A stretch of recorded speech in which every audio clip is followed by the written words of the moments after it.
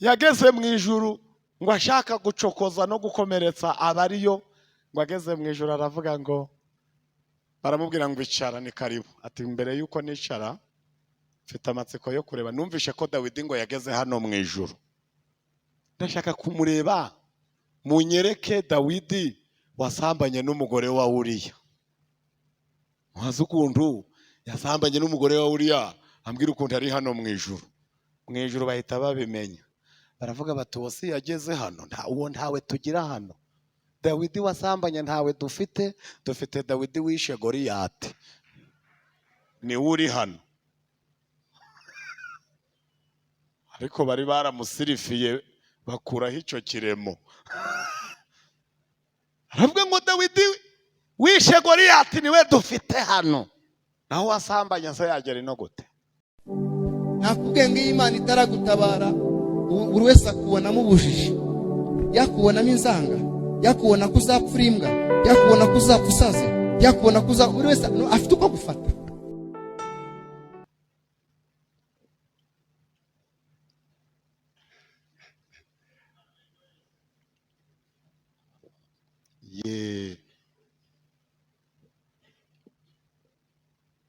Baradutumiye aba hano Kiyovu mu mujyi wa Kigali rwagati.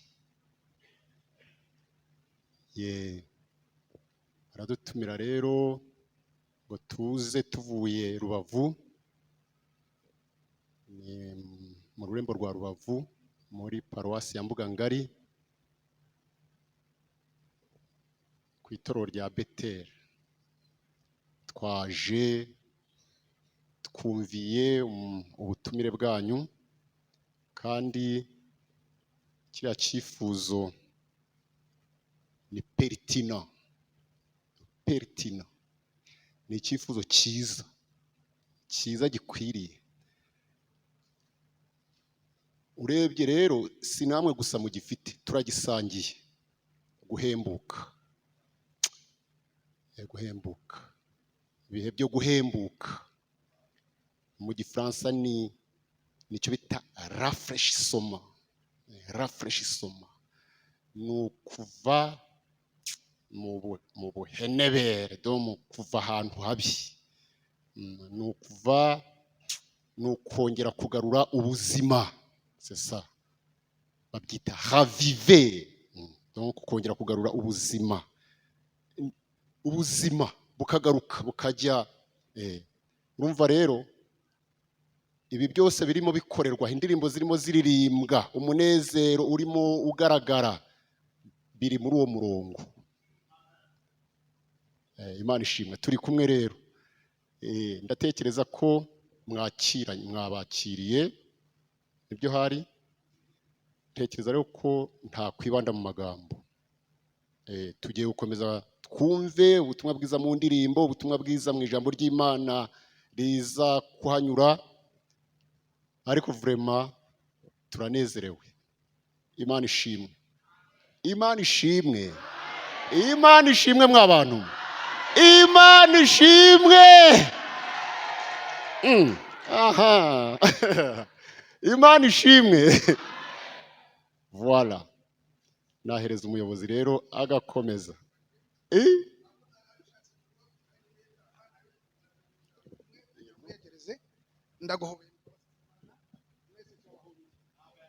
Turahaguruka ibyuma birorere, ndavuga mu ishimwe ngiye kuvugira Imana. Ni indirimbo nkunda kuririmba, ariko mw'abantu yiba mbimenya yiba ntanabimenya, bizwi na data ndirimbira. Tugiye kuririmba gusa duhagaze twese nka himune nationale, nta gukoma nta binyuguri mu bireke. Ndavuga amagambo abiri, ndashima gatatu, ndashima none ni indirimbo ivuga ngo shimwa Yesu umucunguzi, shimwa Mana yamutanze, shimwa nawe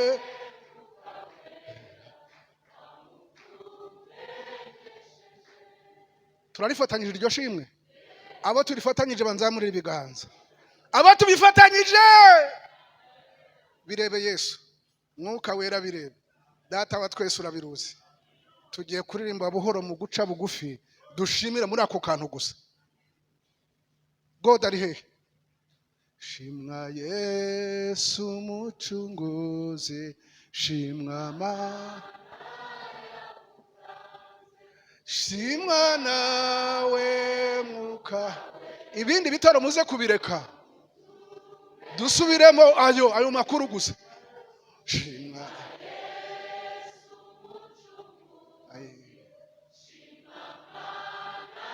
mundamburira ibiganza niba ntacyo bitwaye. Nshizirungu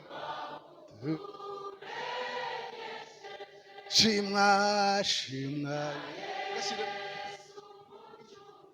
shimwa shimwa Mana, shimwa nawe mukara wa muntu. Turavuga ishimwe rya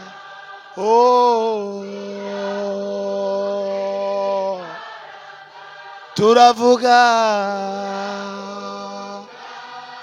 imirimo, turavuga ishimwe uyu mugoroba. Turavuga imirimo yiza mu Kiyovu. Turavuga ishimwe ryawe,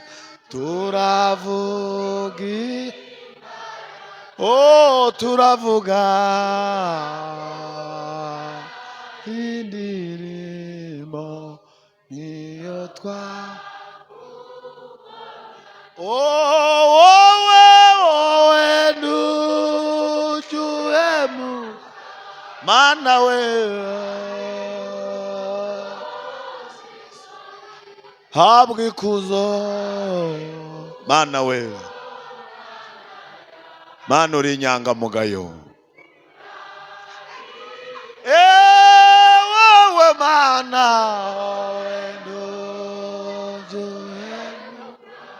Mana kandi ndukoziza Mana habwe ikuzo Mana yacu gukora.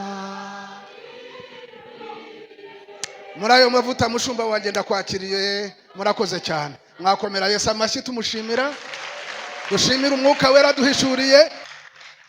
Haleluya. Abantu bumva bari maso bikirize. Haleluya. Mwami Yesu ashimwe. Murambure Bibiliya dusome ijambo ry'Imana. Turasoma mu butumwa bwiza bwa Yesu Kristo uko bwanditswe na Matayo igice cya 7. Turasoma duhereye ku murongo wa 20 tugere 23. Turahita twihuta dusome umurongo umwe mu gice cya 25 aho muri Matayo. Ababwira umurongo turahasoma, twongera dusome no muri Luka, dusoreze muri Yohana, tuvuge bike ibyinshi umwuka wera babivuga. Ubutumwa bwiza bwa Yesu Kristo uko bwanditswe na Matayo igice cya 7 ku murongo wa 20 haranditswe ngo, nuko muzabamenyera ku mbuto zabo. Umuntu wese umbwira ati mwami mwami, siwe uzinjira mu bwami bwo mu ijuru, keretse ukora ibyo data wo mu ijuru ashaka. Benshi bazambaza kuri uwo munsi bati, mwami mwami, ntitwahanuraga mu izina ryawe, ntitwirukanaga abadayimoni mu izina ryawe, ntitwakoraga ibitangaza byinshi mu izina ryawe? Nibwo nzaberurira nti, sinigeze kubamenya. Nimumve imbere mwa nkozi z'ibibi mwe. Imana ibiturinde. Mutabyumvise tuvuze ngo iki? Imana iturindire izina rwose ntabwo ari ryiza. Matayo 25 ku murongo wa 23. haranditswe ngo shebuja aramubwira ati nuko mugaragu mwiza ukiranuka ugira gute wakiranutse muri bike nzakwegurira byinshi injira mu munezero wa shobuja. Amen. Twihute dusome n'ubundi muri Yohana, ubutumwa bwiza bwa Yesu Kristo uko bwanditswe na Yohana, igice cya 12 ku murongo wa 4 tugeze ku wa 6. Mushiri ku bute dusome, turabihuza mu gihe kitarambiranye twumve indirimbo. Haranditswe ngo nuko Yuda Iskariyoti, umwe mu bigishwa be wendaga kumugambanira, aravuga ati niki gitumye aya mavuta atagurwa idenariyo 300 ngo bazifashishe abakene. 6 niho nagambiriye. Icyatumye avuga cyo si ukubabarira abakene, ahubwo nuko yari umujura kandi ari we wari ufite umufuka w'impiya akiba ibyo babikamo. Imana imubabarire. Akiba akagira gute kandi ari we.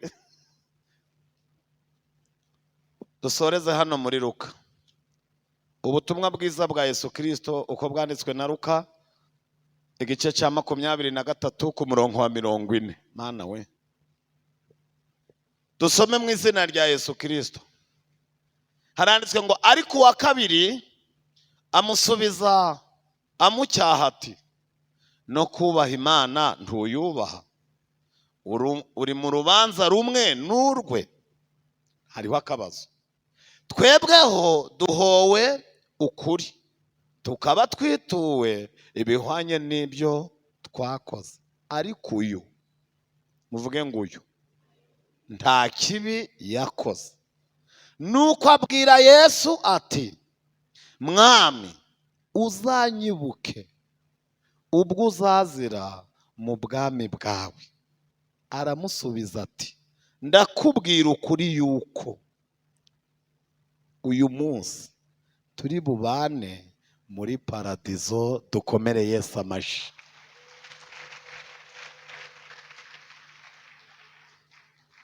Ngo bari bubane hehe?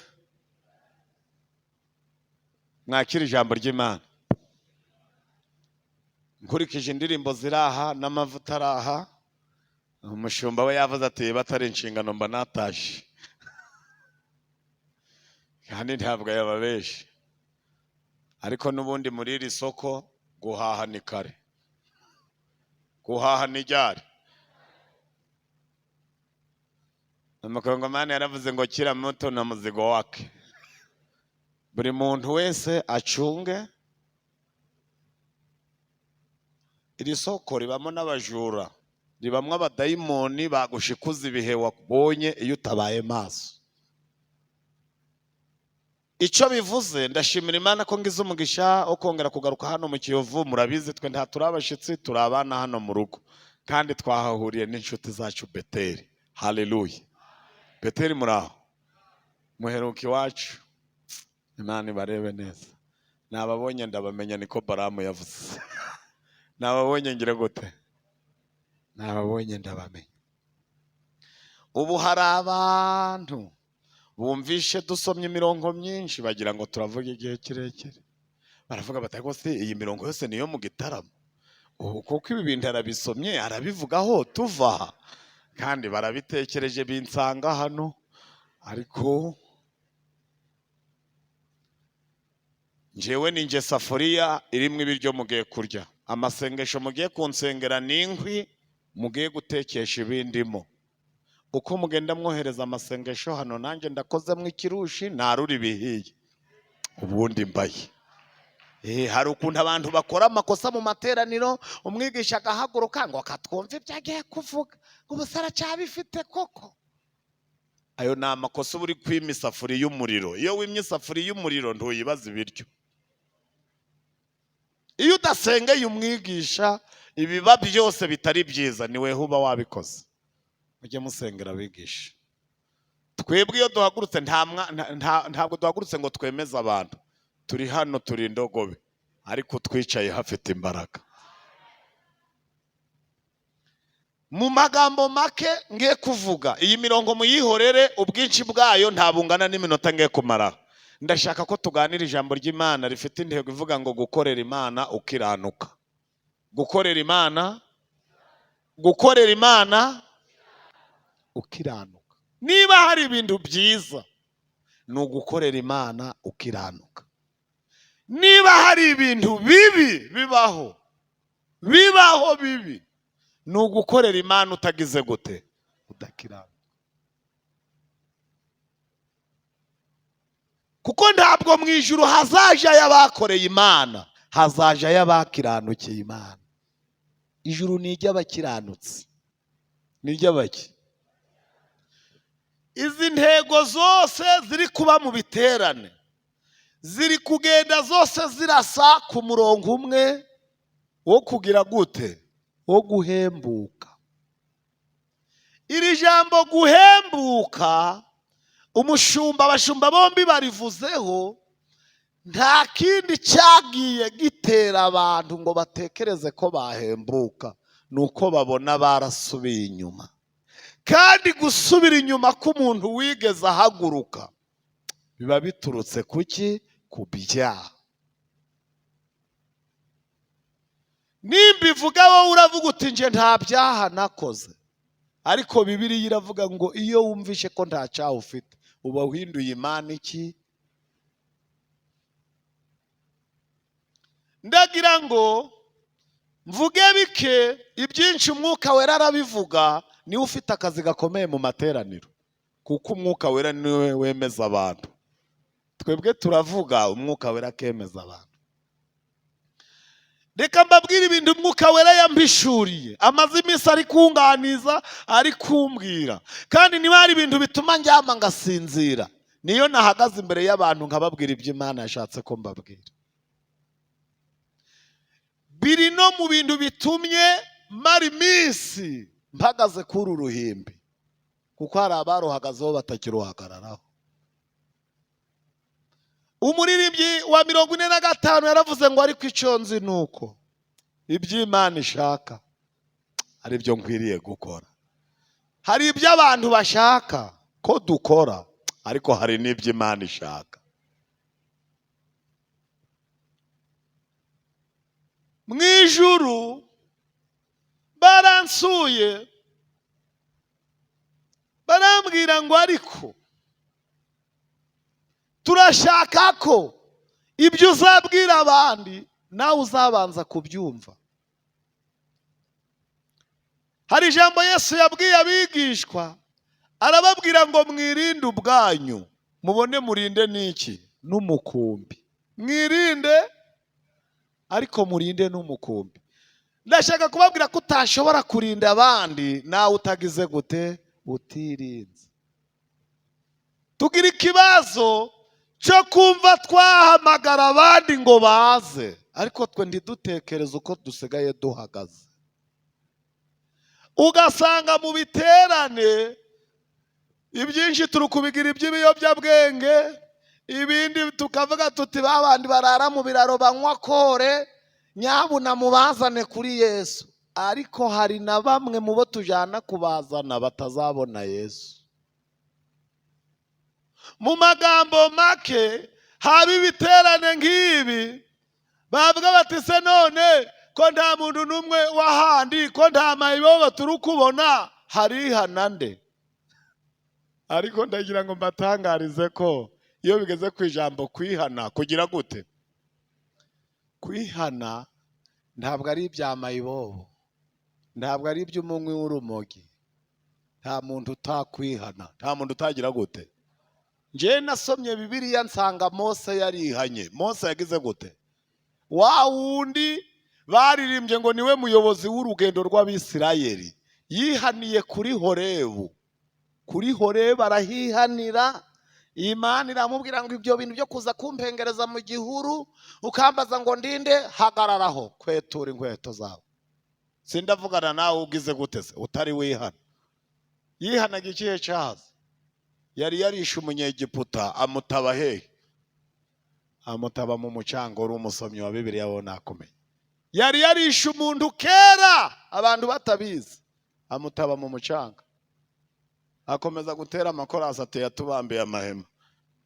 Ariko Imana ihingutse iramubwira ngo uzabesha abandi. Etiro yarakubonye agira ngo uri umutumishi. Zipora akubonye agira ngo uri umuhimbaza. Ariko nje nkubonye kuruta uko abantu bakuzi. Ihane. Mose agira gute?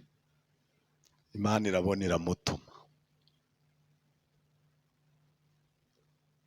Kwihana abantu barabijugunye, babicitseho, ukagira ngo bazapororonja bahite bagerera ko mu ijuru. Nta gwego wakubaka gwakugeza mu ijuru utihanye. Tushobora. Ntabwo bibaho. Ntabwo waririmba neza ngo uhogoze ngo uhite urigeramo. Ntabari guha. Barakubwira ngo manza ugire guteze. Manza wihane. Ntiwakwemeza Imana. Imana ifite abaririmbyi bayiririmbira badafite ibibazo. Badafite iki? Badafite inkovu, batari bagufi, badafite uduheri mu maso, batarimo keredi.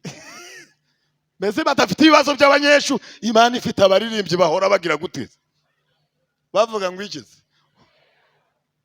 Badafite ibibazo, batagira amanyanga.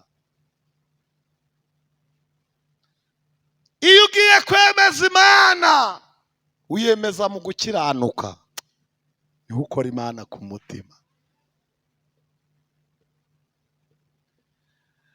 Aho menyeye gusoma nagenze mu bitabo bigenda binkangura mu gakiza.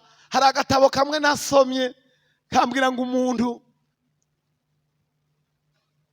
yageze mu ijuru ngo ashaka gucokoza no gukomeretsa abariyo, ngo ageze mu ijuru aravuga ngo, baramubwira ngo icara ni karibu. Ati mbere yuko nicara mfite amatsiko yo kureba. Numvishe ko Dawidi ngo yageze hano mu ijuru. Ndashaka kumureba, munyereke Dawidi wasambanye n'umugore wa Uriya. Mwazi ukuntu yasambanye n'umugore wa Uriya, ambwira ukuntu ari hano mu ijuru. Mu ijuru bahita babimenya. Baravuga bati wose yageze hano, uwo ntawe tugira hano. Dawidi wasambanye ntawe dufite Dawidi wishe Goliyati. Ni uri hano. Ariko bari baramusirifiye bakuraho icyo kiremo. Aravuga ngo Dawidi wishe Goliyati niwe dufite hano. Naho wasambanye se yagera ino gute? Abona ntacyo yakongeraho. Aravuga ati none se ntabura ha muri hano wajyamanye n'umuja? Ntabura ha muri hano konzi ko yajyamanye n'umuja we Hagayi. Bakaba barambwiye ko yageze ino. Mwamunyereka. Ubwo ari gushaka gufata ijuru ko ngo ari bwate abanyabyaha bari hano. Mu ijuru baravuga bati reka ubundi yagera ino. Aburahamu uri hano n'uwatambye Isaka. Ni uraha abo bose iryo vumbi se ryagera ino gute? Mu ijuru. Naho kumbi umukameramani wa Satani aducunga iyo turi mu ntege nke. Ariko uw'ijuru nawe adufotora mu gihe cy'imbaraga. Mu gihe cy'imbaraga niho mu ijuru bagufata ifoto, kugira ngo Satani nakuregeshe iyi ntege nke. Mu ijuru bazamwereka imbaraga zawe. Niyo mpamvu haba igihe cy'intege nke hakaba n'ic'ububyutse. Mu gihe cy'ububyutse mu ijuru niyo bafirima. Satani iyanyi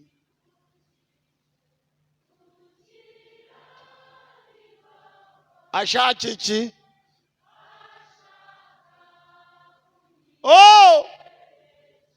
njya ukabwira mwijuru uti mumwereke ifoto ndi mu mavuta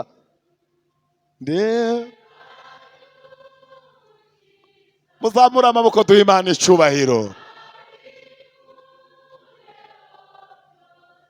Ryari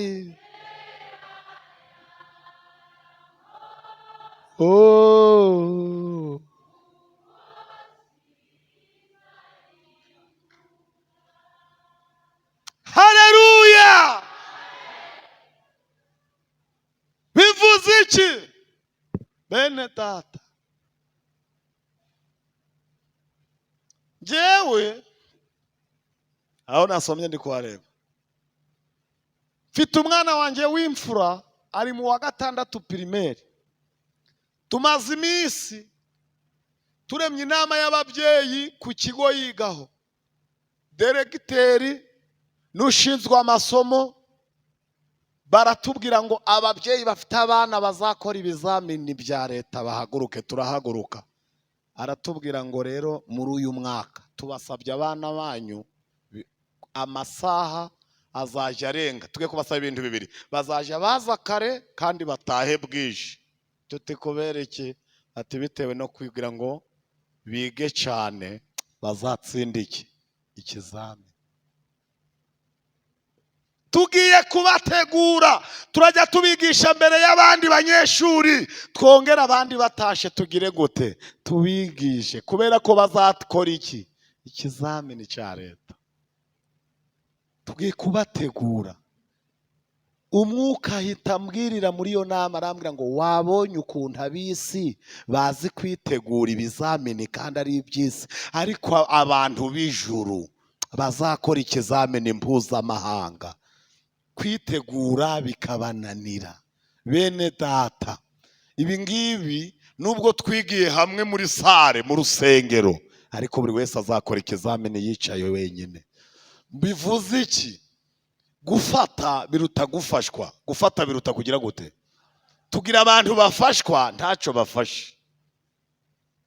Wamubwira uti bya bimeze gutati n'umuriro, hameze atati hahiye, kubera ikati Bethel, ikindi sinasimuruna, bimeze biteze ati wewe ntumbaza. None bavuze ngo ikati ntabyo nibuka ariko twafashijwe. Ugahita umenya ko yafashijwe ariko ntacyo. Muri iki giterane amabwiriza aravuga ngo nta gufashwa ntacyo ufashe. Mbere y'uko ufashwa ugomba kuba hari icyo ufashe. Umva uko Yesu avuze.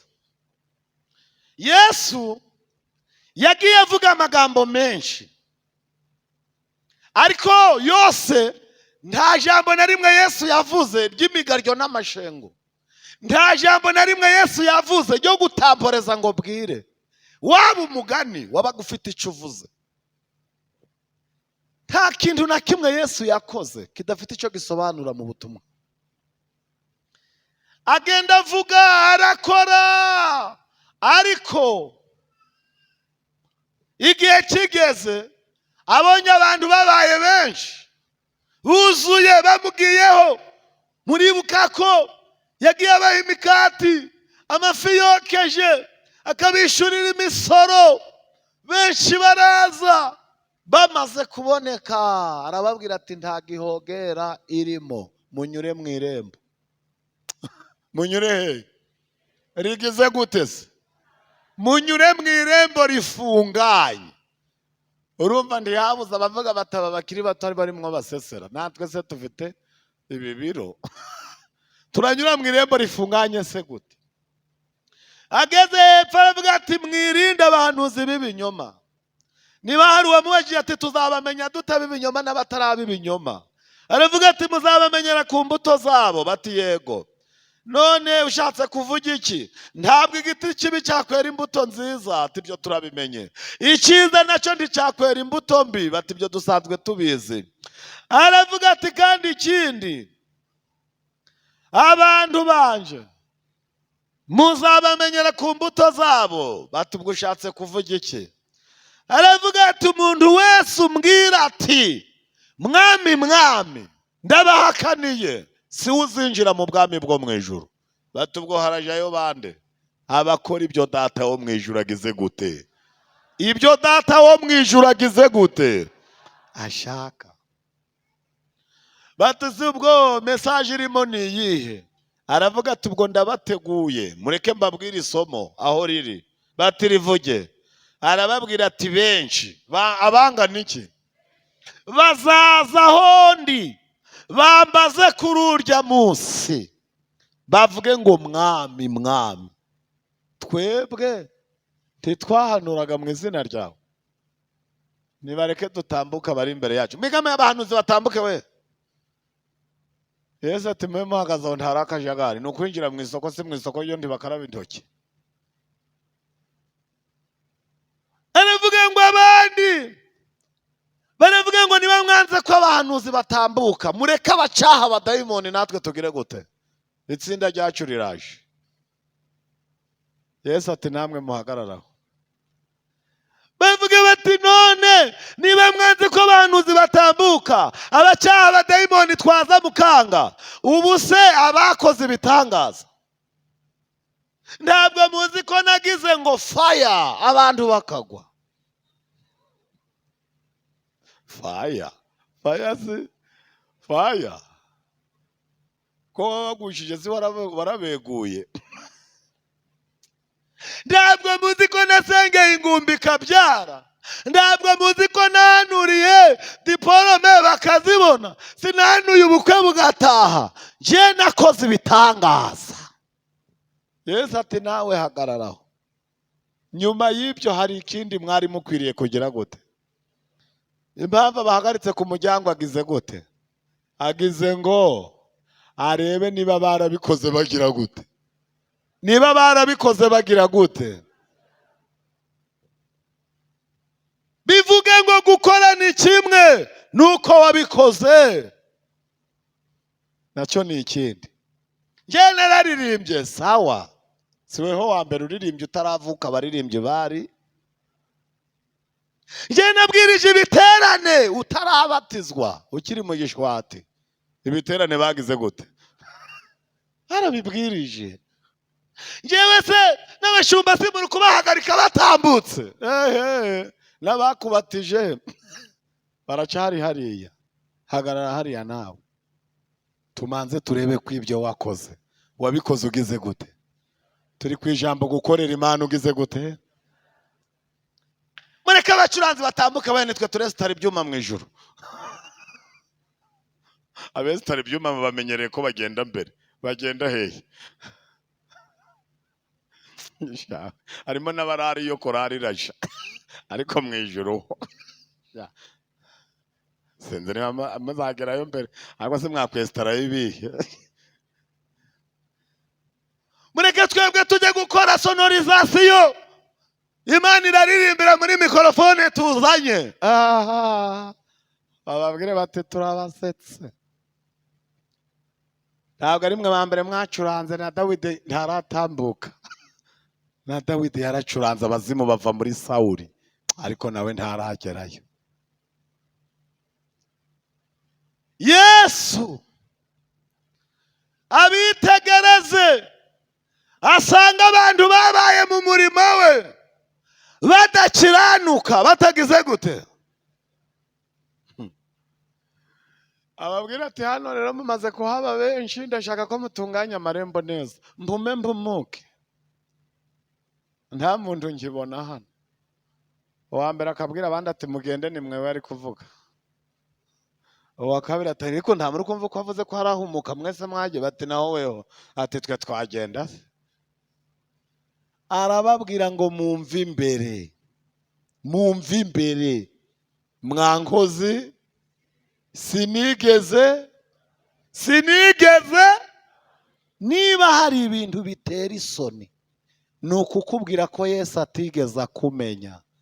Ufite iniforume za korari zirenze 3 mu bintu byatuma utibiro nubwo yabikubwira atari kumperuka isukari yahita izamuka. Sinigeze mbamenya. Wahita ureba ku ikarita y'umubatizo ugasanga wabatijwe ku bwansanzu gwimo. Biki? Ntiyigeze iki kibanza si cyaguzwe ntahari. Nigeze kujya kubwiriza ahantu iriya mu misozi hazangororero, ndabwiriza mu giterane, ntashe baramperekeza nimugoroba, bampuye n'umuntu wasinze agatera intambwe imwe imbere agasubira inyuma 3. Abarambonye ati komera komera mukozi w'Imana, ndikomera. Yo ati mwadusuye. Ntiheze. Urumva nawe umuntu uri kwandika 8 arambwiye ngo nagize gute. Atekeza se nagiye mu kabari namusuye heze. Ati wadusuye, ati nje nubwo ntabonetse ariko madamu n'abana bambwiye ngo byabaye byiza. Ntiheze. Aterega ndi diakona wo haraguru. Ngo niki? Ngo niki? Kandi yagize guteze. Ati jewe ndi diakona wo haraguru, ati nuko umuturanyi wanje yagize abashitsi tukaja kumufasha kumwakira akabafatirije ku. Ati twage kumufasha kubakira sinabonetse ariko madamu n'abana rwose ngeze mu rugo baravuga ngo byabaye byiza. Ati Imana iguherekeze kugeze amahoro. None si uri umukirisitu? Ati kurukumbarira muri babandi bicara inyuma. Ati jese ndi umukirisitu gusa, ndi umudiyakoni, nta nubwo ari ibyo gusa, ninje sokereteri. Ati kandi ndi wakera ntugire ngo ndi muri aba bashasha. Ngo ntabwo ari muri aba, ubwo ari mu bashaje. Ati ntabwo ndi muri aba bashasha. Ati kiriya kibanza cy'urusengero wabonye ndi, ati ndi mu bantu bakiguze, cyaguzwe mpari. Ati ninje wanditse amasezerano yo kukigura. Ibaze kandi nasanze amabati y'urusengero asa n'umukara, ari urwa kera. Arambwira ngo ari mu bantu banditse amasezerano yo kugura icyo kibanza cy'urusengero. Ntubwo nijyari ngo kera ngo kubwabanza barinda, dusanga n'abasaza bari muri pansiyo. Waba ari imyaka maze agisinda akigira gute? Ubwo muravuze mutadukuye mu mavuta. Ubundi hose mwarimu yarimo, aba yarimo ntibayavamo. Ndashaka kubabwira, hari igihe dufata ibyacu ijambo tukarijana hanze natwe turikeneye. Mureke natwe turyumve, kuko nta tuzajana y'abandi ngo twe tugire gute tusigare. Hari igihe kimwe nigeze kuza nje kubwiriza hano i Kigali, imodoka covid yari itaraza, zitari zatangira gusiga abagenzi inyuma ya gare. Imodoka ibirakase muri Nyabugogo, babakarasi bambaraga ibisurubeti baba baje biruka, abaje mu Mutara, abaje Gasarenda, abaje Nyamagabe, abaje Kirehe. Umukarasi abansakurije mu matwi, ndamwe ndi ceceka, abaje mu ijuru bari gukatisha he.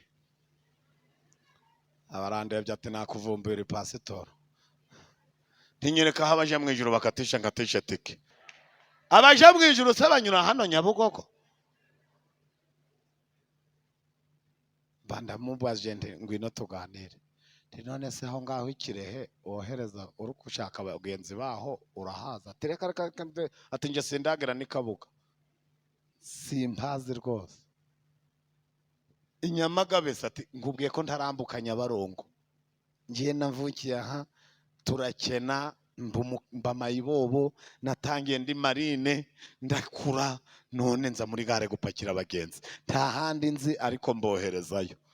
Umwuka arambwira ati do, abantu baba mu rusengero batakijijwe bameze nk'abakarasi, bohereza abandi mu ijuru ariko bo ntibagire gute.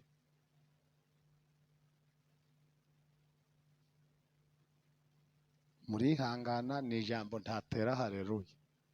Ni ibintu biba bibabaje. Ukabona abantu mu makorari babaye nk'abakarasi, ukabona abantu mu nsengero bameze nk'abakarasi, ukabona abavuga butumwa babaye nk'abakarasi. Umuntu arabuza abantu gukora ibintu bibi nawe akagira gute, akabikora. Ubose wose umukarasi. Hey, urabuza abantu gukora ibintu ngo ni bibi nawe ukisha ukabikora. Ntabwo hano ari muri gare, ntabwo twakohereza abantu mu ijuru twe tutajayo. Mureke natwe turitekereze niba turi abakandida bacyo. Iyo tubonye umwanya nk'uyu tubitekerezaho tukabireba neza. Ndabatangariza ko abanywi b'urumogi n'abanywi b'iki n'abari muri Nyabugogo atari bo Yesu yabwiye iri jambo. Iri jambo Yesu yaribwiye abantu babaga mu nzu ye, babaga mu rusengero. Iri jambo Yesu yaribwiye azaribwira abantu babaga he mu rusengero. Abasi bavuze ngo twarahanuraga, wahanurira muri Nyabugogo. Abasi bavuze ngo twirukanaga abadayimoni, wakwirukanira abadayimoni.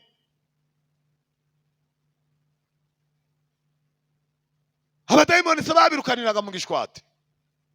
Abasi bavuze ngo twakoraga ibitangaza. Ibitangaza se none mu rukumva barabikoreraga. Ariko ababwire ngo sinigeze ngira guteze. Sinigeze mpamenya. Uraba mu rusengero mu ijuru batakuzi. Twebwe se nitukumenya tuzaguhemba iki? Hari ibintu mugomba gutekerezaho. Ngiye kuva nabatizwa, nta munsi n'umwe nigeze numva itorero ryacu rivuze riti kubera ko mwitwaye neza muri uyu mwaka, aya maturo yose mwatuye uyu munsi muyaguremo fanta musangirire ku kirahuri kimwe. Nta munsi n'umwe. Weho se kuri kunseka aho usengera bigeze bayabaha? Wenda ngo bavuge ngo uyu munsi muyagabane. None ujye uzushiremo ntuzaje no mu ijuru. Ko se wavuga ko waruhiye iki? Wavuga se ko waruhiye iki? Reba izo ngutiya mwambaye, uza amafaranga mwahaye umutayeri. Umwanya tuba dutakaza ibi byuma twaguze, twabijyana muri salo twafite, twakora salo, twakora studio, reka tutuveresa twese. Ariko no, ntabwo ibi byose tubikora n'ijuru. Niki? Niki? N'ijuru. Nukuri hatari mu ijuru ibi byose twabireka. Hatari mu ijuru Bethel yaza Kigali. Hatari mu ijuru sinava Nyabugogo zino. Ariko kubera hari mu ijuru, kubera hari mu ijuru, iyo hari mu ijuru, Mana dufashe cyane. Yesu azakubwire ko atigeze kumenya, sinigeze kumenya. Iri jambo uzaryumva interpretation zawe. Noneho ntabwo no kubikubwira uyu munsi ugifite icyo wabikora. Abazabibwira uwo munsi nta yandi materaniro azaba azongera, nta yindi repetisiyo izabaho, nta yindi gakongera bazatanga ku munsi w'urubanza. Nta gukosora ibyo wakosheje. Amahirwe ufite n'ibyo ni ukuyakosora ryari none.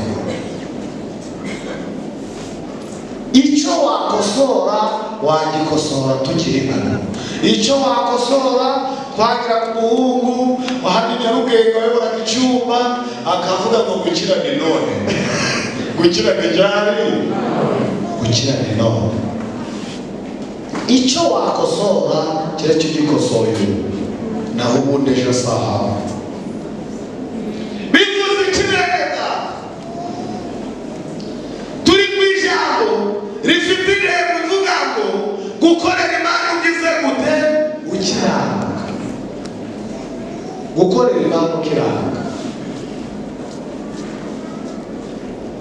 Bibiliya twasomye mu butumwa bwiza bwa Yesu Kristo uko bwanditswe na Yohana, twasomye inkuru ibabaje igize gute? Ni umunsi umwe Yesu yakoze ibirori. Yakoze iki? Yari aherutse kuzura Lazaro i Betaniya. Abantu bose baravuga bati umusitari arabonetse, hatagira undi muntu wiresheshanya nawe. Twaramuvuze kuranga, tubabwira ko ntawe uhanye nawe muraducaha. Twababwiye ko agira neza mugaca mukira, mwanga gukoma amashyi.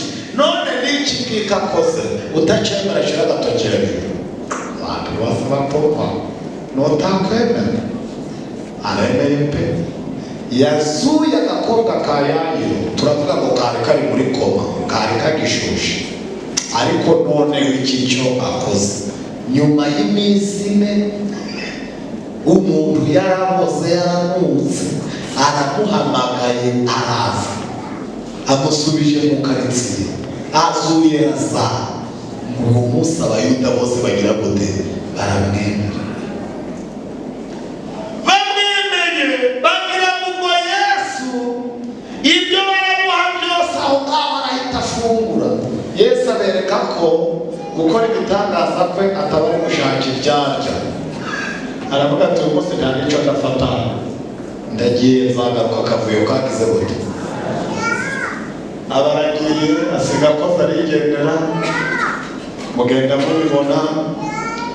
Niyo ahantu babyaye bari barabuze urubyaro, bose baravugaga bati tuzashima Imana, bagahamagarana, ibirayi bikaba byaje, amashaza akaba yahateraniye, n'amafi n'inkoko, kandi bahagarara imbere bati mapereze icyubahiro niyo wabikoze.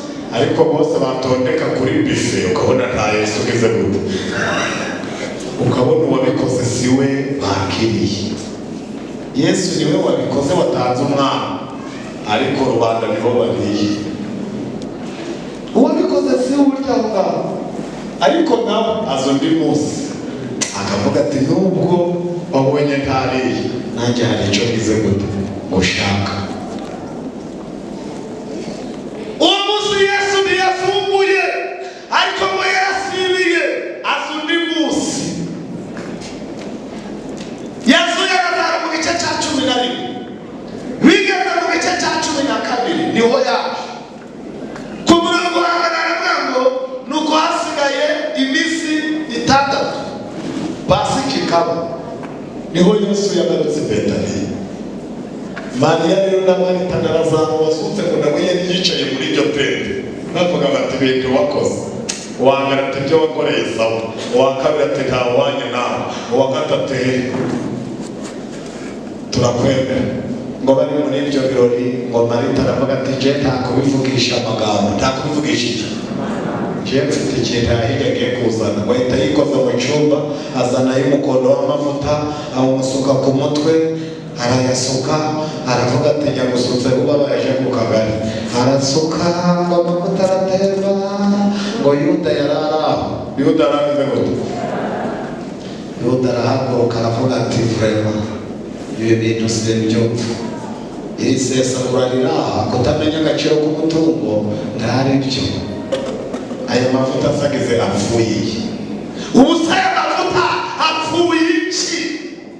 Niko bwo twebwe nitwe tubishinzwe, twari kuzayagurisha agafasha iki abakene, kandi kugwite nariyo magana atatu. Aya mavuta yarahenze bene nda, abantu bakoreshanisha basanze aya mavuta angana n'umushahara w'amezi 10 y'umukozi muri kirangiye. Muribuka ko umukozi yahembwaga idenariyo imwe.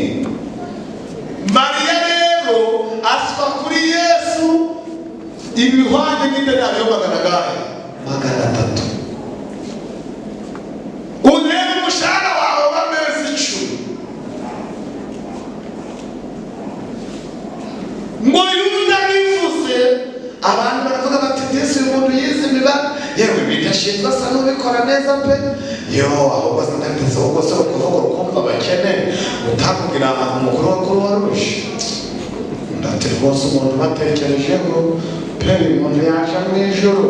Yesu abararesha ariko ntabwo bipfa kuvuga mwambaza zigiye umuzi. Neze kuvuga biriya ni ukubabarira abakene. Icyatumye avuga cyo nuko yari iki? Uyu bujura simumvishe yabagara bayobowe nande? Yesu mubendera yawe hari kumujura witwa Yuda, ariko kuko Yesu adafosa ubwami bwe ni demokarasi, uwene yase uwihane yihane, utazihana Maraki yaravuze ngo hazaza umunsi utwika biki abibone niko ziziri bazasha babiki ibishimwe. Abana basirone bazasha abandi bari aravuga ati ariko mwebwe abo baheze naryo wita ujya gutanga mesaje y'amatsinda yombi, tazabwira ngo twese tubiki birangira muri iryo tsinda harimo umujura. Ndababwira ko mu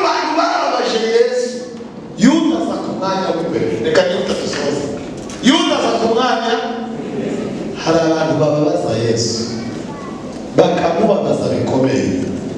No kubona umuntu aba mu murimo we, kubona umuntu amukorera ariko atagize gute, atakijijwe. Mu bintu binamubabaza, mbere yuko ashaka kuzana undi hanze ngo azakizwe, Yesu aba ashaka ko uri uwinjiye abanza kugira gute, abanza gukizwa. Sico cyatumye se wa mugore amubwira ati kiriza umwana, akamubwira ngo reka abana babanze bagire gute, bahage, kuko sinafata ibiryo by'abana ngo bijugunyire iki. Yesu azi ubwenge. Wose waje kugaburira abana ba rubanda bawe barwaye bwaki, abawe bashoje. Yesu arashaka kubanza yahaza abo mu rugo, akabona akaja kugaburira ibiryo no hanze. Bivuze iki? Yesu yarabizi ko Yuda ari umujura. Hano nanyu babivuze ni Yesu wavuze ko Yuda ari umujura, ariko Yuda ziyiziba amatwi. Tubabajwe n'abantu bagasiba mu rusengero ariko ntibasibe no mu byaha. Ukibaza niba amatwi yabo yumva. Yesu ategereza ko Yuda azavuga ngo Imana imbabarire ubujura, araheba. Yesu kandi ngo abona bari kwegereza gupfa, aravuga ati uyu muhungu nzamusiga n'umujura azabacira. Ni ryari ntavuga Yesu bapanga misiyo yo kumubwira ngo yihane, wagire gute. Yesu abatangiye guca amareka, abwira abigishwa ati rero uko mbabona muraboneye ariko ndimwumva bashatse kuvuga muraboneye ariko ubwo wambere akajya avuga ati nizere ko ndi mubaboneye. Urumva nyine nje ndi mubaboneye. Yesu bategereza ngo abona na Yuda avuze ko ari mu bagize gute, abona Yuda ntacyo yibwiye, ngo arongera atera indi ntambwe yuko ashaka kuzamura ijuru. Abona avuze ati rero nubwo turi hano nk'iki giterane, umwe muri mwe ari bugambanire. Sindi ntambwe akoze, sikindi kimenyetso ngo Petero arahaguruka ati mwami ninjire. Yesu ati cyane. Barahagurutse uwitwa Yohana ati mwami ninjire. Yesu atari kwicara. Ngo Yuda nawe barahagurutse ati mwami ninjire. Yesu ati wakabimenye mbere ngo Yuda amubwire ngo mbabarire, ahita yiyicara. Umuntu uzapfa nabi, umuntu uzarimbuka, ariko azarimbuke. Twaramubwiye, hari korali yaririmbaga ngo umuntu uzarimbuka agahanga. Niyangiye korali niyakinyiye. Murakoze cyane.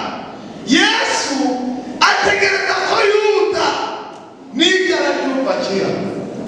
Wakabimenye Yuda arakomeza areba ati wakabimenye ziriri muri Bibiliya, arakomeza arisirimbira. Yesu aravuga ati ariko uyu muhungu ndamugenza ikimenyetso cya gatatu Yesu yakoze. Buriya Yesu aca amarenga, aca iki?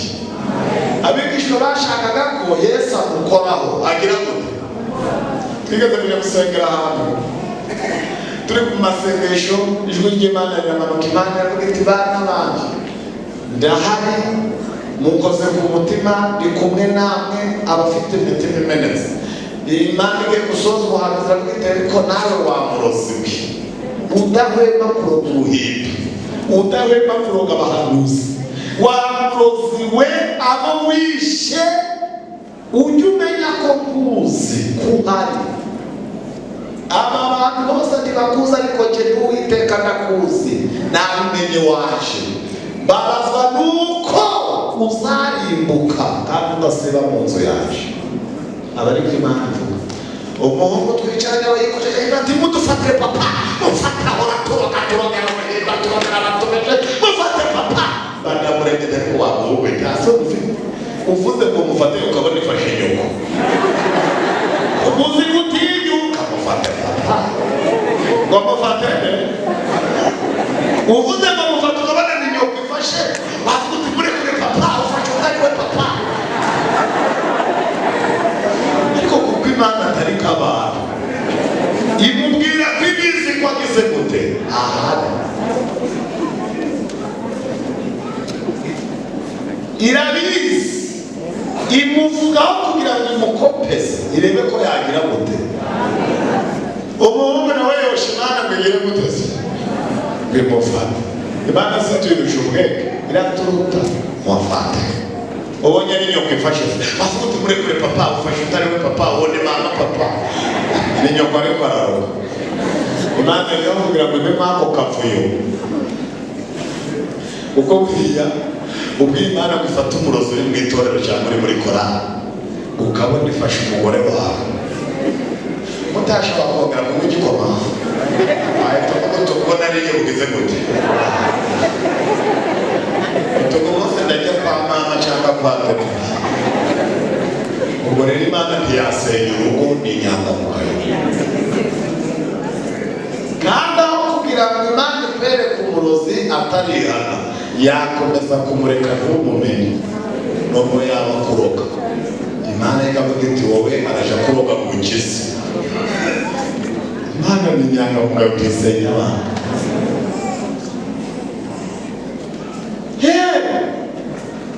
Ariko turasenga niba Imana yarumvishije icyo navuganye n'uwo muhungu turi kumwe umuhungu ati oya ikera turoga Imana izamutukereke. Abivuga nawe mwifuhe byinshi. Imana nayo bigeze saa 8 biramanutse iravuga iti ndi hagati muri mwe munkoze ku mutima ndi mu ijuru dore ndamanutse ikindi kintu mbakoreye ngiye kubereka wa murozi ndakuranye amaso yawe ntazabona umurozi. Yavuze ngo Imana ivuze ko igiye kumwereka wakwibaza uti kuko turamubona dute arabarinde. Ibaze none Imana ikavuga umurozi nta mushitsi urimo. Abantu bose barabatewe, abantu bose bajya kwigaburo kandi harimo iki. Twese tumera nk'abagiye muri koma twitegura kumureba ukuntu Imana amwerekanye mbi babwiye Mana we ugiye kubaza uti se waramubonye shana aramubonye nawe arabizi ko namubonye ntiyamenye uko byagenze. Haciyemo akanya gato hacamo udukorasi gatatu hacamo agatekerezo k'uwayoboye mu kanya umuntu arahagurutse arinamuye ageze ku cyabona abantu bose barimo baravuze ati ko muri kundeba se ni jeje nyine.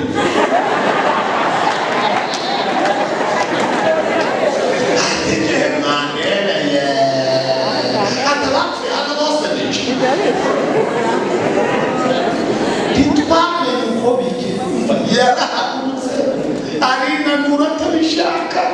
Imana abishaka ntumbaza ariko yagiye kubwira igikanu cyasanga bose bari kumureba abandi ati ngo n'ubundi basa n'ije gusa nije njyenyine bapfuye hano kuri torero. Abandi bose bati turamushimira Mana n'uko bigenda umurozi turamubonye. Yari afite abakobwa 3 muri urwo rusengero afite n'umukazana. Abakobwa be bahita baturika bararira. Uwa mbere yasohokanye muri muryango wa kabiri hariya babiri basohokera aha bashorerana na nyina n'umukazana ahita areka umwana arasohoka bose bahurira hanze. Umukecuru ati ko muri kureze mubaye muri kuzuba nawe kurona kuko ndetse se ndabyemeye abana ati mu kubyemeye mwumvishe byemeye ati ubu ndatari nawe nawe ntiyamenye uko byagenze bagire ariko Imana yari yavuze ngo izagira gute azamugaragaza. Ibyo urabikora nkakwiyorera ukibira ko mbawe nawe hose pe ariko nzaguhana bishira imbere yawe uko bikurikirana. Ubwo muri kumva igiterane kitaryoshe ariko nta kibazo. Ibyo Mwami yambwiye kuvuga nibyo ndi kuvuga ngikorera Imana se ntabwo ari bugikorera. Kandi umukozi agomba gukora raporo yasabwe n'umukoresha.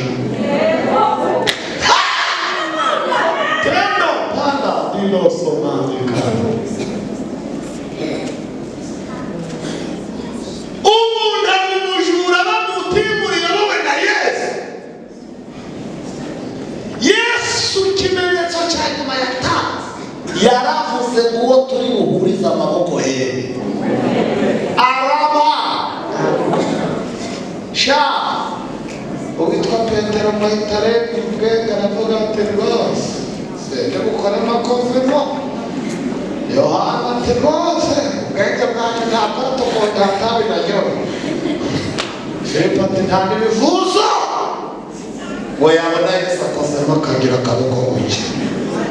Ariko Yuda utagira ubwenge ngo abonye Yesu akozemo nawe amanura mu biganza. Yesu ati biteze. Amufata ikiganza ati biteze. Yuda ati ni sawa. Abigishwa bose bati mumurebe baramugamba nawe.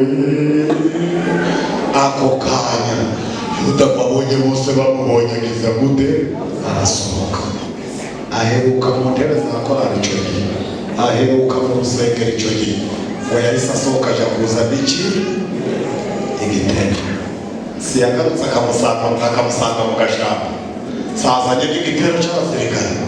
Simwabonye ndi kubabwira ngo iyo yiruka, iyo Yesu yiruka twari kubigayo. Se hariya yamusanze mu mizeti umugani w'abaturika. Ntabwo y'abasirikare ati abasirikare bamwe batubatugurisha ubu ati bose ndabahobera ariko ndasoma mufato. Ntahobe yagera kuri Yesu agashaka kumubizura. Yesu ati cacaka tukagambanishiriza umwana w'umuntu kumusoma. Kora ikikuzanye. Yuda ati ntibafashe Yesu, ntibubitsa kubama, ntibaganitsa akagarama, ntibahiritsa Yesu agahirima. Injiri bakubise n'amakofe. Yuda ati dore byabihungu biramukubise koko. Uziko shaka uziko namubakurishije tingora bagira mu myanya y'indoki kuko asanga bikora. Nakira amafaranga yanyu nimukubita wana. Abandi bati twabuze ntawe ukinira mu rusengero. Wari uko bikora si wari uko umugurishije ko urugukira. Ngo barakubita. Yuda murarebye amafaranga akurikiza ibihe yagiranye na Yesu, akurikiza imibyizi bamaranye iminsi, aravuga ati amafaranga ndayakurikiza ubu sinagura isambu sikabiryoshe yabuze umukati iseseme narikira. Aravuga ati amafaranga akanyashanira abatambyi, ngo abasanga abatambyi ku ruhimbi ati ntakirayo namugurishije. Abatambyi batuwangurishije se n'itungo cyane amafaranga yagiye kuyamaza icura yamaze. Yuda abona amafaranga arayamwanye, abona nta nyungu. Reka nkubwire ibyo wita inyungu ugomera Imana bizakubera ubusa. Ibyo wita inyungu ukora ibyaha uzabona nta kintu kirimo. Yuda ngo amafaranga abona ntacyo Mariya arajugunya, aravuga ati nta kindi gisigaye n'ubundi wambabarira niwe nagurishije kanyimanike kagire gute. Yuda ngo aragenda agira gute arimanika. Ibaze kugira ngo Yuda yatanze Yesu gupfa, yatanze uwo yagurishije kugira gute gupfa. Kandi reka mbabwire nihute nsoreza aha, mu gihe Yuda ari gushaka ngo yimanike, Yesu ubwo bari bari kumuzererana mu nkigo. Aho ngaho Yuda yimanitse, Petero atarihakana Yesu. Petero yiwe yihakanye Yesu, murabizi ko yihakanye inshuro 3. Petero ngo agahita arira ayo marira, warira amarira yo kwinenga, abwira Yesu ngo mbabarira. Ahita aja mu gashamba ararira, aravuga ati Yesu kwihakanye ndabishaka. Aravuga ati ariko wambabarira. Warira amarira yo kugira gute yo kwinenga. Ayo marira niyo abarokore tubuze amarira yo kwinenga. Tujye twinenga bene data. Uvuga ibintu bikwiriye umugore ukishijwe, ibintu bikwiriye umugabo wabatijwe, ibintu bikwiriye umukobwa usenga. Ibi bintu ndimo sibyo, ntabwo bikwiriye. Ibintu bikwiriye umuntu uvuga ubutumwa, ujye umenya ibikwiriye n'ibidakwiriye. Petero arihana, icyo cyatumye we yihanye arakomeza. Kandi abasomyi ba Bibiliya barabizi, iyo bari kugereranya uburemere bw'ibyaha bavuga ko icyaha Petero yakoze gisumbye uburemere icyo Yuda yakoze. Ariko Petero asumbya Yuda ko yihanye, ko yageze gute. Uwihanye abakunda. Petero we yarihanye, niyo mpamvu ubukristo bwe bwakomeje kandi bikarangira Yesu amusigaye itorero. Ariko Yuda kwihana bigira gute biramunanira. Reka mbabwire ibintu bibabaje ngiye gusorezaho. Yuda kwihana biramunaniye, kandi ubabarira barabana, ubabarira ibyaha barakorana, ariko kwihana biramunaniye. Kandi Yesu nawe ubateye ntiyakubabarira uteranye, ntashobora kukubabarira uteranye. Muzasenzera mu cy'abababariro? No, ntabwo bibaho. Yesu ngo bamujyana mu rukiko rwanyu mu rubanza rwabereye kwa Pilato. Pilato yanzura ko nta cyaha mubonyeho, ariko abayuda barashenga baravuga ngo nabambe. Pilato aramubaha bamuzamura i Karuvali, bamukorera umusaraba, yikoreye umusaraba ngo bamuzamura i Gologota. Bamuzamura hehe? N'abantu babiri basigaye noneho bose barakaye, ariko nta kibazo niyo mwese mwarakaye, mwese naje gute? Ese ngiye naje kubasetsa ndi umukomete. Ngo bamuzamura i Nyabihanga, barahamugejeje ngo bamubambura umusozi w'ikigwa bahamugome, habambaguye inkozi z'ibibi, ibisambo, ngo basanga ibisambo bibiri bamaze guteramo imisumari.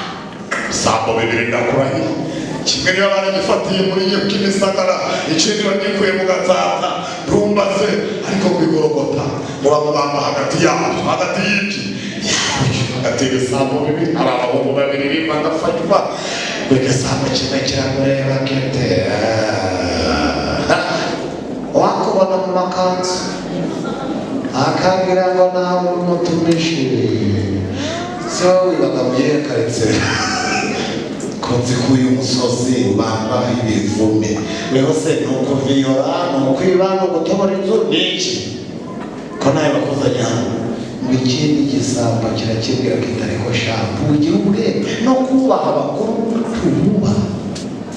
Ibyaha wabikoreye urarengeye, uyusura mutinyutse aratawoye neza uyu bakundanya aho turi urarukumva ari umwe.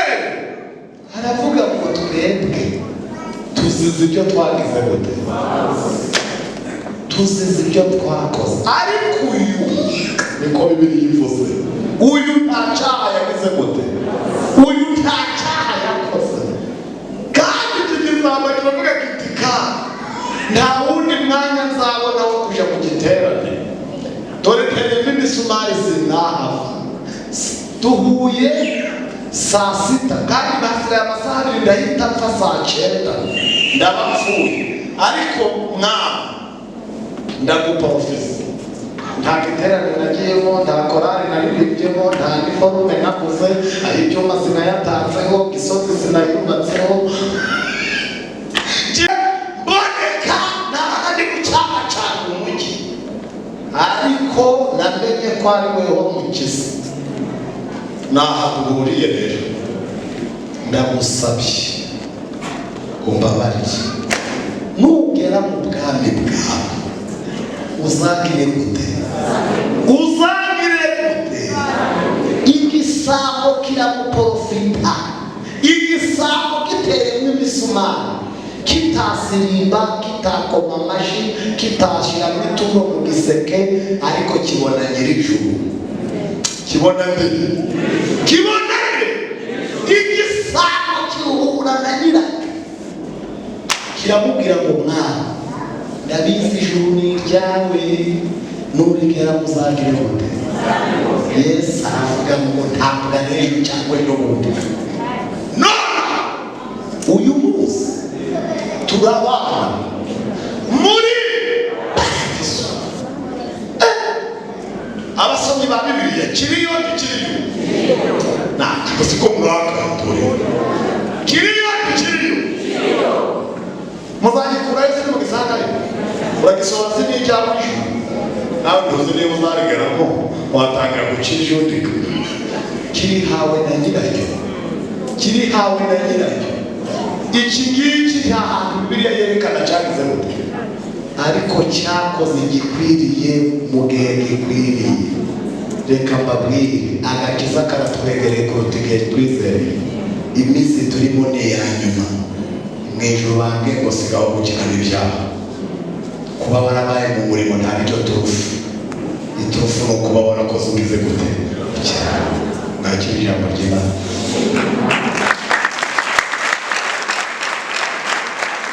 Reka ndabwire, ibi byose by'umubyutse no guhembuka dushaka kuzageraho, nta kindi kintu cyabizana keretse abantu bakiranutse. Nta kindi kintu uretse na Petero wabibwiye abayuda, bambwiye ngo none tugire dute ngo natwe twuzure ibyo bihe mufite. Arababwira ngo mugire gute, mwihane, kugira ngo guhembuka kuvuye ku Mana kubona uko kugira gute. biriya bihe byo byari biri no muri Yerusalemu muri Israeli, ariko hari n'ibindi bihe by'ububyutse byagiye biba no mu bihugu byo mu mahanga. Muri Egiputa higeze haba umubyutse umunsi Yosefu umukiranutsi w'Imana yasobanuye inzozi za Farawo. Farawo aravuga ngo tuzabona yewe undi muntu. Uwo munsi wari umunsi w'umubyutse, wari umunsi umukiranutsi yagize gute, yahesheje Imana agaciro. I Babuloni higeze kuba umubyutse umunsi Dariyo akuye Danieli mu rwobo rw'intare, aravuga ati nguyu muntu w'Imana uhereye none nciye iteka mu bihugu byacu byose nyoboye bajye bubaha Imana yanjye, bajye bubaha Imana yanjye. Twebwe ntitushobora kubona abantu bubaha Imana yacu tukiri mu byaha. Iyo uri mu byaha uba ukura Imana ku isoko, ariko iyo ukiranuka uba ushyize Imana ku isoko. Iyo ukiranuka abantu bemera Imana yawe, ariko wabonye umuntu usenga no mu rupangu n'umukodesha akavuga ati yewe utiyabakuje ngo barasenga ndagodo mbana n'abakirisitu. Uri gutesha Imana agaciro, uri gutesha Imana agaciro. Hemburira akamumu kasa umuntu yakwambara nabi gucya.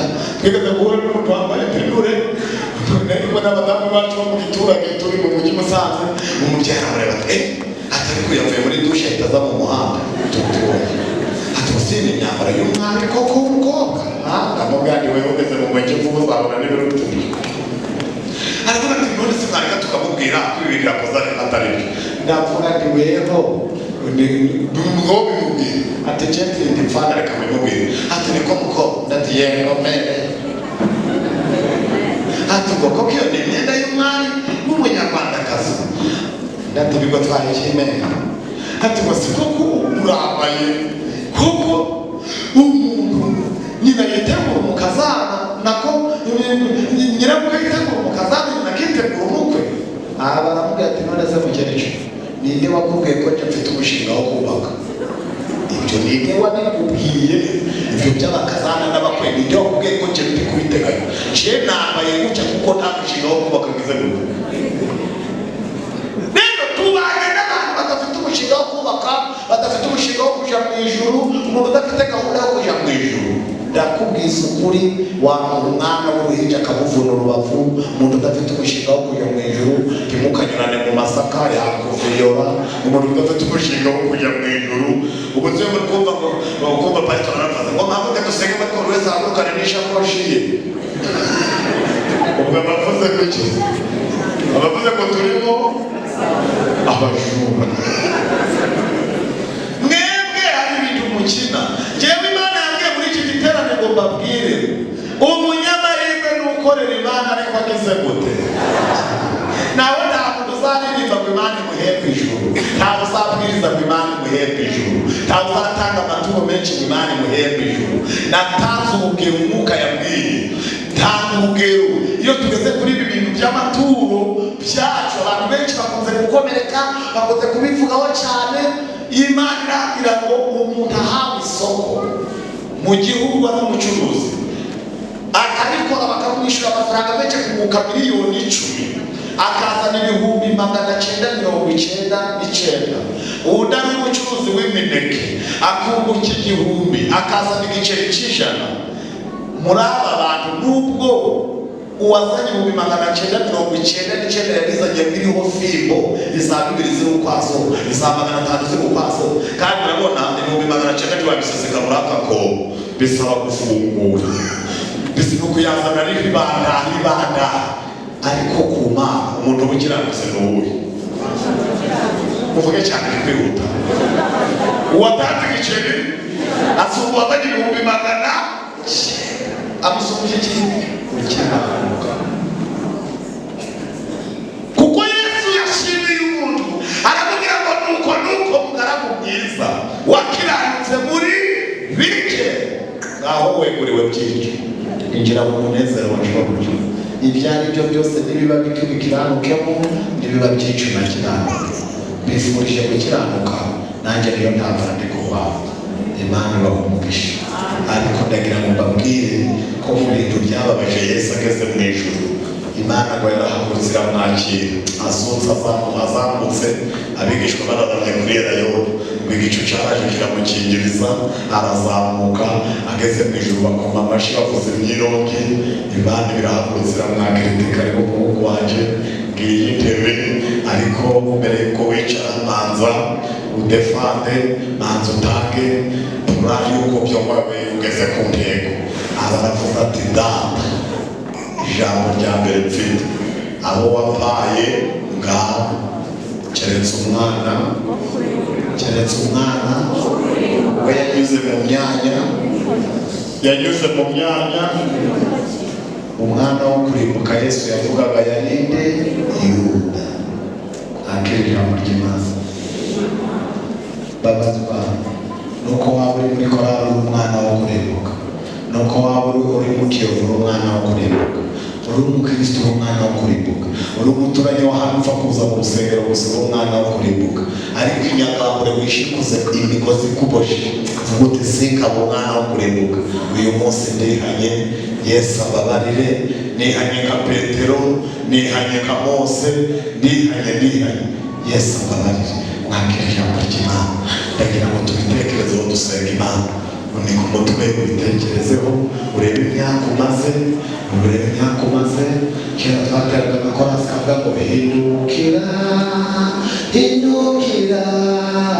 iminsi umaze urayizi, isigaye ntakuyizi, hindukira, oh hindukira, iminsi umaze urayizi, isigaye ntakuyizi, hindukira. Waba wararuhiye iki? Waba wararuhiye iki? Ujya munsi utabonye, zakubambiwe. Waba wararuhiye iki? Utanga amaturo, waba wararuhiye iki? Uzavuga iterane,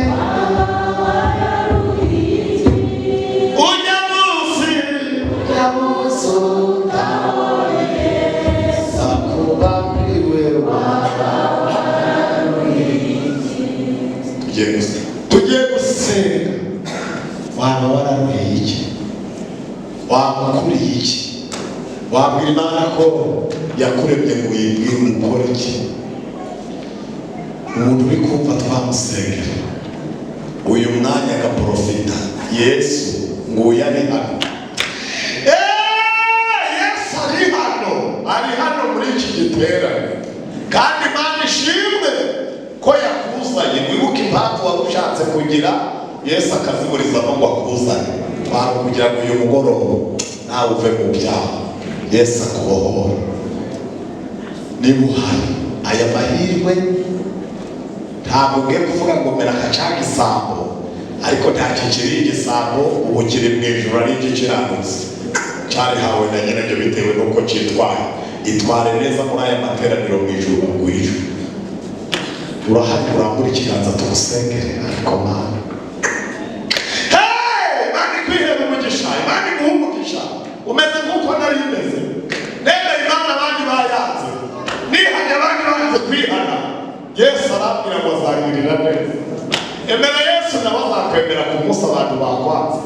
Emerera Yesu akubohore, uyu munsi akubohore. Nawe bandi bumwe zabura ikiganza, ntabwo ari iby'imihango, ntari ibyo no, bitekereze ufata umwanzuro uve mu byaha, tugusengere ku Mana.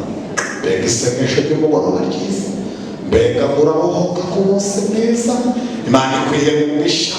Waraguye ikiganza nahagurukane n'ikiganza cye, hagurukira ku kiganza cyawe, hagurukira ku kiganza cyawe, hagurukira ku kiganza cyawe.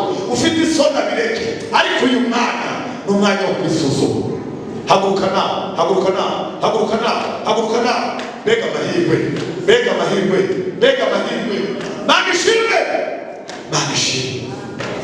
Korali Bethel, musenge dushakire Yesu abakiriye, musenge tubonere Yesu abakiriye. Turashaka kubohoza amasatani yagize imbata, turashaka kubohoza abadayimoni yaboshe. tera intambwe ze tugusengere, tera intambwe ze tugusengere, tera intambwe ze tugusengere. Weho wahagurutse, wewe wemeye kuva mu byaha, wewe wemeye kuva mu byaha, Bethel muhagarare, Bethel muhaguruka ariko mana yanjye. Uko niko twagendeye ko mutambuke muhagarara, mutambuke muhagarara.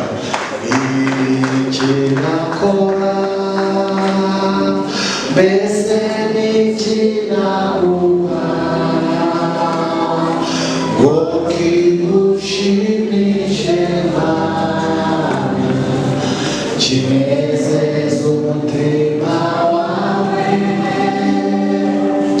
nuko utishimira ibitambo wabiguhaye, ibyo wakunze byose bitawe, icyo wishimira n'umutima umeze uwo muza n'umukeka mujye mutubabarira, nimutegura igiterane mujye mutegura n'aho abantu bazapfukama. Abadiyakoni bahana mujye kuzana umukeka cyangwa itara, abantu baracapfukama mu mabuye nk'abihaniye mu gasozi. Mujye mutubabarira, mujye mubakirana yombi, twese nuko twaje. Iteraniro ryose muhaguruke kandi, iteraniro ryose muhaguruke. Umunyabyaha umwe yihanye mu ijuru haba ibirori, mu ijuru haba ibirori. Twebwe ntabwo yari guma turimo, ntabwo ari bya bindi byo kuvuga ngo emutiyeni ya tera intambwe ze mushiki wacu turi muri nundi yacu. Mujye muba hakeya, mutange inzira hariya abantu baza bihana. Ikinakora Mana we mbese n'ikinakora ngo kigushimishe kinezeze umutima wawe. Nawe bitekereza nuko utishimira ibitambo wabiguhaye, ibyo wakunze byose bitawe, Mana we icyo wishimira n'umutima. Yego negereza umushumba w'iparuwasi Nicolas niciwe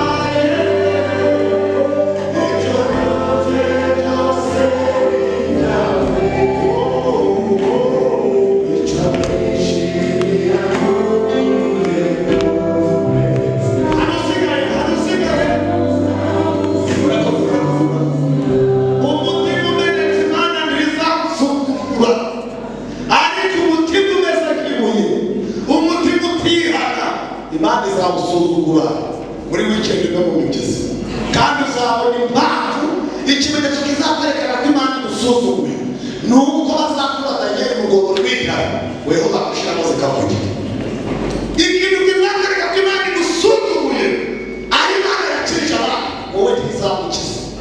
Uyu mugoroba wari ukwiriye kwisubiraho, nta wundi mwanya ufite, nta kindi gihe uzihana, rusumbye abazamuranga.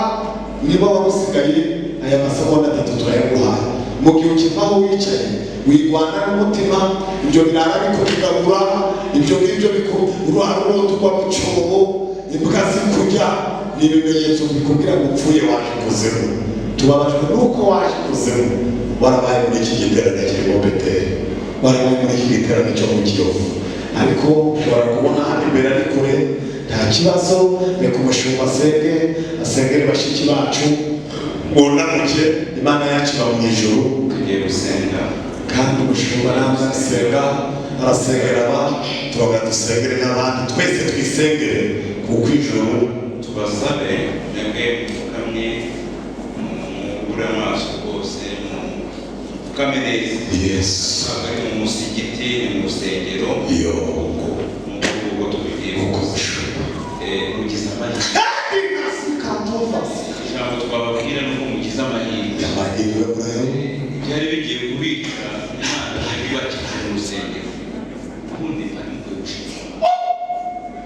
kandi ngo dufatire nibwo bageni mubonetse muri iyi sare ikigo bw'iteka tugiye kubasengera rero kandi amagambo tuvuga arakora abeshaho yego atuma umuntu abaho akazabona Imana. Mwami Yesu ikiganza cy'uburyo tuje imbere y'ubwiza bwawe